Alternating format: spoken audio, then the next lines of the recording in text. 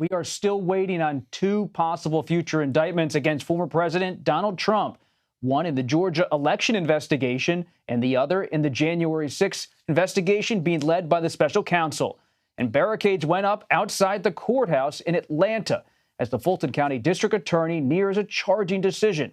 Monday marks the first day of a 3-week window the DA has cited down there for potential charges against Trump. A judge also rejected Trump's request to disqualify DA Fani Willis from the case and has blocked his petition to quash a report by a special grand jury she convened. Trump's legal woes, they're mounting at this point and leaving him with a hefty price tag. But the former president is not footing the bill himself. A pro-Trump super PAC spent over $40 million on legal bills for the former president and his aides this year.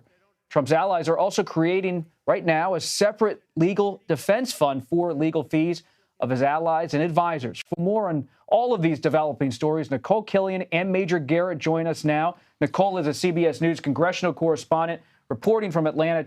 Major at CBS News is chief Washington correspondent. Nikole, we'll begin with you out in Atlanta. When are we going to see a charging decision by Fani Willis? She's been talking a bit publicly in recent days.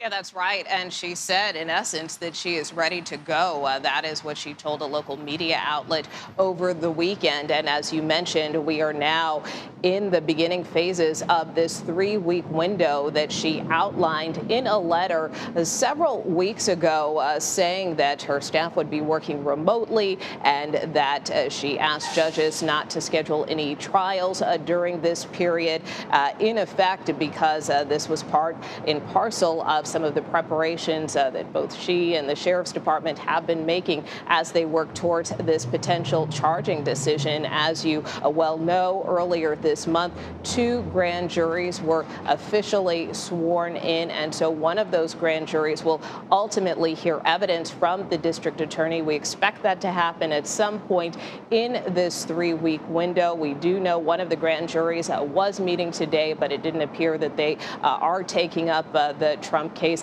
at least just yet, but certainly possible in the days and weeks to come. Okay, so that's what's going on in Georgia. Nikole summed it up perfectly for us, but that's not the only thing we're watching. I feel like, Major, you're here with me in the Bureau in Washington. We're watching every minute, whether something happens on the January 6th investigation. What's the latest on that front? Well, we're sifting all the tea leaves, Robert, to see what timeline Special Counsel Jack Smith is operating under. And there were disclosures last week that he would take more evidence from Bernard Kerik, who worked with Rudy Giuliani on false allegations that the 2020 election was somehow rigged for Joe Biden and against former President Trump. Does that delay proceedings this week? Does that push it off a week? We don't know. What we do know is there are developments in terms of how much this has cost the former president. At least $40 million from a super PAC originally created, Robert. Let's remind us and never forget this. That super PAC was originally created to collect money from small dollar donors to wage this campaign to challenge the 2020 election. The money was never spent for that. It was retained for whatever purposes former President Trump wanted to use. And guess what purposes he's largely used them for? To pay legal bills. Now, do the donors to that super PAC have any idea that that was what they were giving? No, they thought they were giving their money to find out what really happened in the 2020 election. Well, we all know what happened. Joe Biden won and former President Trump lost. So this isn't illegal, but it raises very significant questions about what are you asking your donors for? What are you using it for? And is that any kind of misrepresentation, ethical, legal, or otherwise, among the many questions swirling around this particular matter? Another question swirling around, Nikole, is what kind of case could the district attorney in Georgia be preparing against President Trump? You look at the January 6th case in Washington, it seems to be a sprawling investigation about an alleged scheme. And based on what I've heard from sources in Georgia, Fani Willis may have a similar type of prosecution in Georgia, some kind of RICO-style prosecution about the sprawling alleged conspiracy led by Trump to pressure election officials. Give us some detail based on what you're hearing from your sources.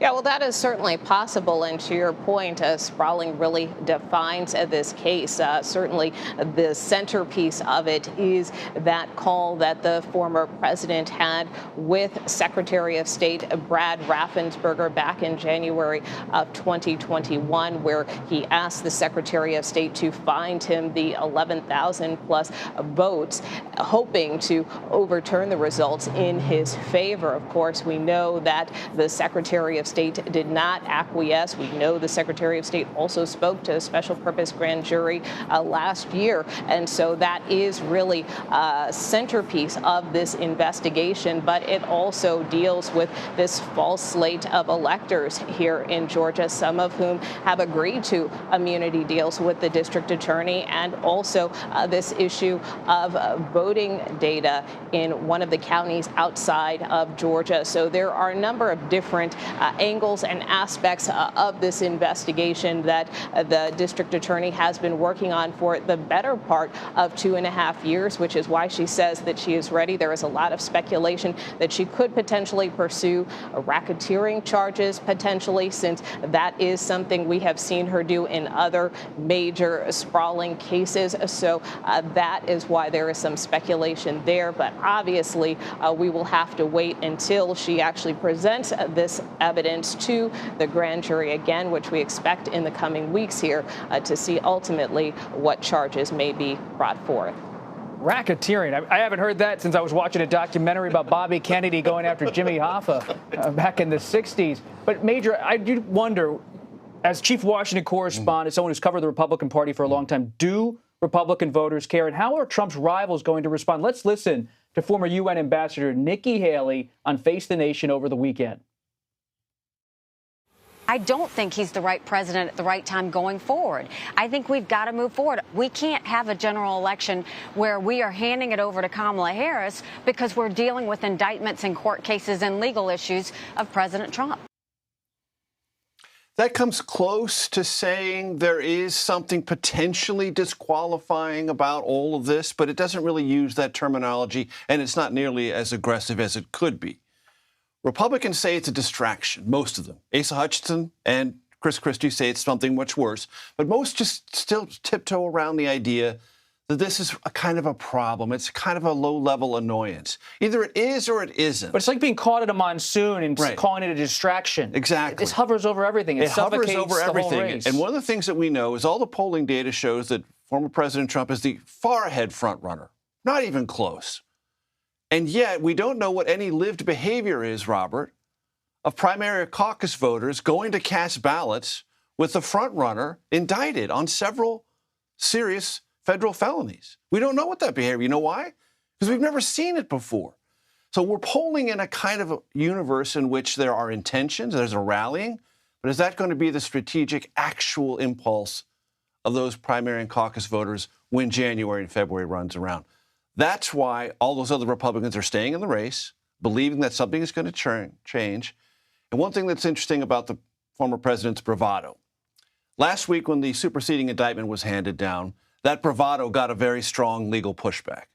Because what did the former president say after the first indictment, referring to this military document and what he did or didn't do at Bedminster? Oh, it was all bravado. It was all just newspapers on the table outdoors.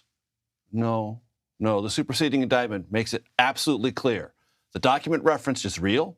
It's in the federal government's possession. And all the things that Trump said after that indictment do not hold up. Yes, they're bravado, but they bear no legal relationship to the facts alleged and what he's going to have to talk about and prove in court. Speaking of what's real, this is more, Nikole, whether it's in Washington or in Georgia, than just something that's a legal discussion or a political discussion. For those on the ground, there's violence in the air, threats even. What are you learning down in Georgia? Yeah, that's right. Well, it's a very real concern here in Georgia, and we do know that the district attorney several months ago did ask for preparations to start being made out of concern for any kind of potential disruptions. And so she directed and sent a letter to the Fulton County Sheriff's Office, for instance, asking them to start working on a security plan. One thing we have noticed since our last visit here to Fulton County is that there are now barricades erected outside of the courthouse as we enter this 3-week window. And CBS News has also learned that the district attorney has been receiving threatening emails and voicemail messages at her office, and also here throughout some parts of the county, so much so that the district attorney sent a note to the county commissioners here in Fulton County, encouraging them and urging them to stay alert after she got an email that used racial epithets and also used some other derogatory language to threaten her, or it appears that it was some type of threat. And she said that this is something that is very typical that she has been dealing with over the last 2.5 years. And she expects even more in the buildup to this charging decision. So certainly security not being taken lightly here in Fulton County at all, Bob.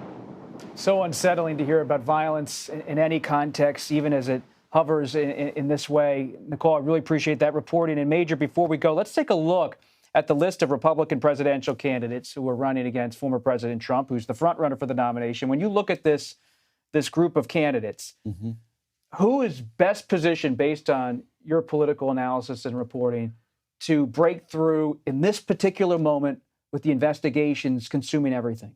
Well, that's why this first debate in early August looms somewhat large, Robert. You would never really say, oh, my gosh, that first presidential debate in a cycle on a given party side for the primaries and caucuses is the key moment. It might actually be, because there were several months where Republican donors and Republican voters who liked Trump thought DeSantis might be a really credible heavyweight alternative.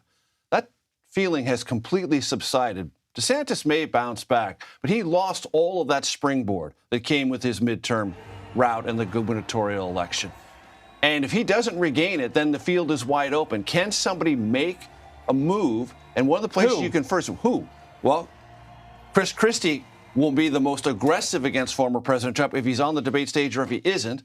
But Christie is only a one-state candidate.